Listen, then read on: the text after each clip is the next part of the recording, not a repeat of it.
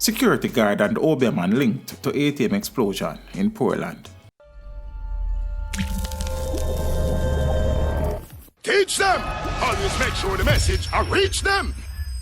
A security guard who is attached to a prominent company and is in custody in connection to an explosion at a Scotiabank ATM in Port Antonio, Portland, is expected to be hit with multiple charges, including fraud. He has given a statement confessing to the crimes. The guard has reportedly confessed to stealing money intended for the ATM over several years. The ATM was destroyed a few days before an audit was to take place. The fire, which was lit using gasoline, also caused an AC unit to explode. The security guard has reportedly told the police that part of the reason he stole millions of dollars was to pay a OBman who was pressuring him for money. The guard reportedly says he had consulted the OBman in order to ensure a reconciliation with his ex-girlfriend. The so-called OBman is being pursued by police in connection with the crimes to which the security guard has admitted to.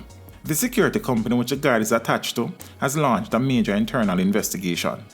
The guard is being treated. He is on the police guard. A section of Scotiabank Port Antonio branch, which housed 2 ATMs, was destroyed in the explosion, which occurred at 4:10 a.m. on Saturday. Glass was found nearly 70 feet away from the scene. The guard received cuts, burns, a broken leg, and other injuries. He was found in an incinerator at the back of the bank. Teach them! Hey, yo, yellow! Send the message and make it reach them. It's teach them. Right here, Warlord representing.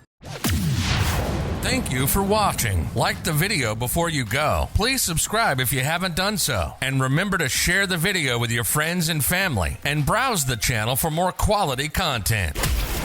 Until next time, walk good, my friends. Teach them!